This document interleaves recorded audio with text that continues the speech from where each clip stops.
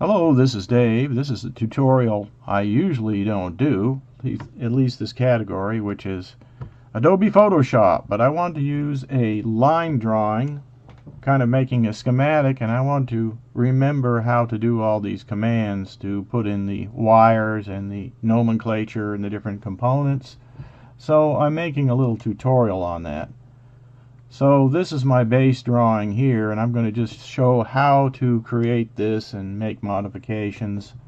So this arrow over here is how you can enlarge the drawing. Make it shrink and grow like that.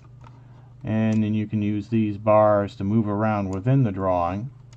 And you can also use this box within the navigator to drag around and zero in on what you want to change. To affect a line that you already have, what you can do is hold the control key and then touch that line with your pointer, and you have to have the pointer on. Let me go up here, turn this pointer on. Okay, now hold down the control key and right click on that line, and then you'll see it come up over here as a shape, and you'll see that's the matching color for the line. Once you do that, you can let go of the control key, and now you can move that layer around. These are all layers over here, so you can move that layer around like that after selecting it. Now that's handy because if I have a zillion layers in here, it's going to be pretty impossible for me to know which one to click on to make it active. I just don't know. I'd have to click on each one, try to figure out which one it is.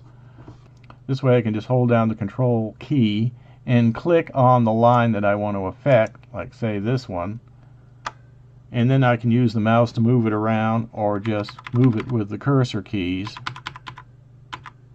like that. So that's the first thing. Now to draw a line, you have to be in this tool down here, and you can right click on that and select Line Tool. It might be in one of these other tools.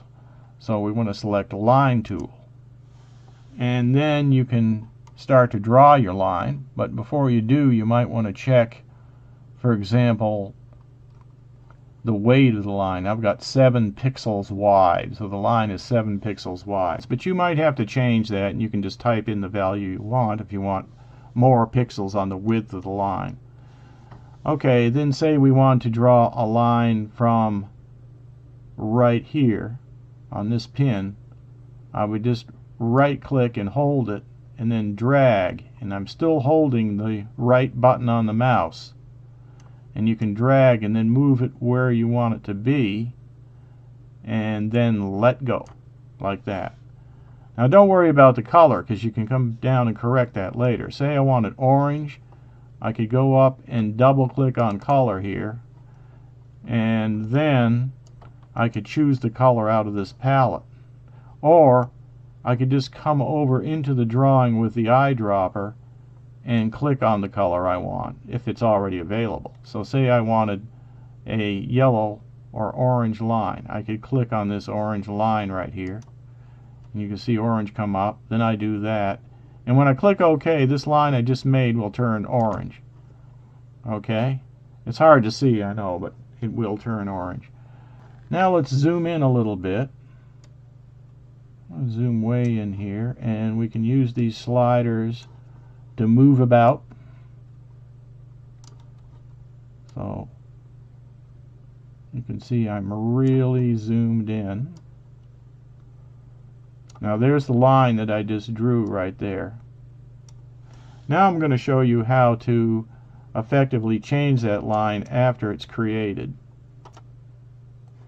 Okay, to stretch a line from one end to make it longer, or just move that end point around, you need this tool down here, this one right here, which if I right click you can see is the direct line tool instead of the path selection. So direct line tool, click on the line, you don't have to hold the control key, click it again, you get 2 boxes like that, and now just go ahead and select those 2 boxes with a marquee, just holding the right button.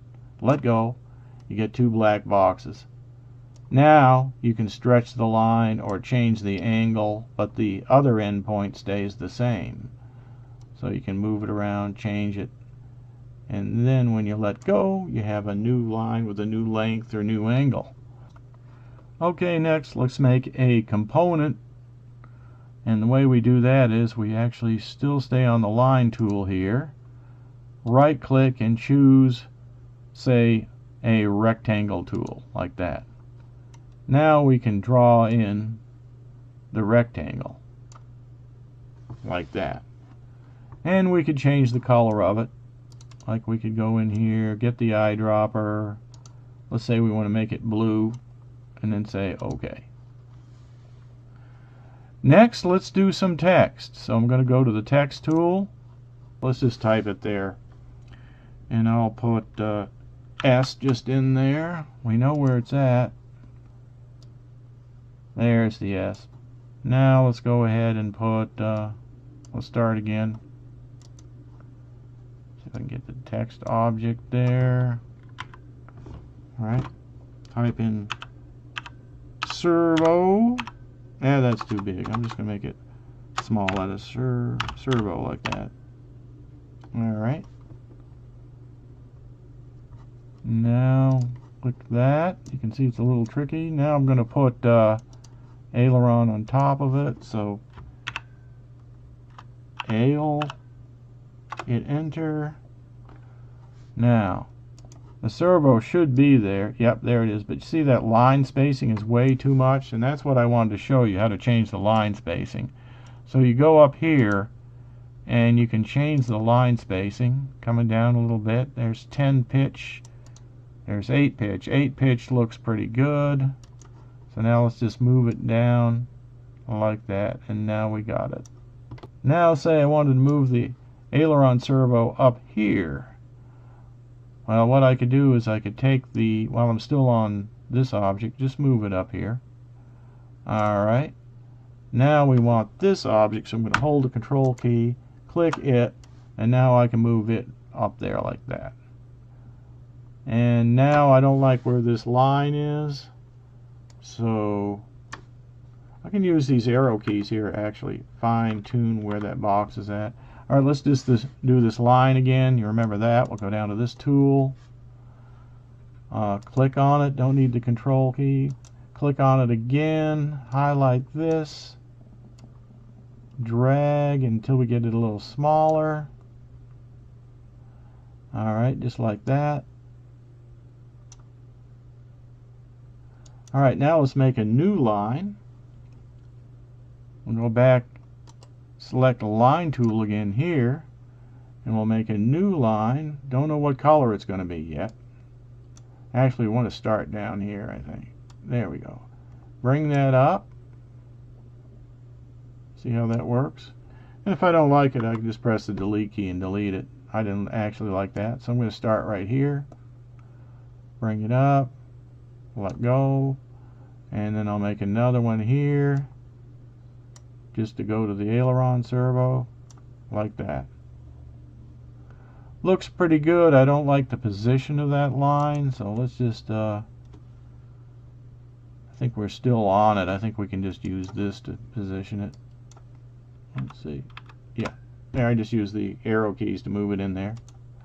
And it's going underneath that a little bit, but it doesn't show, so I guess it's okay. Let's just go back. We'll click a different line.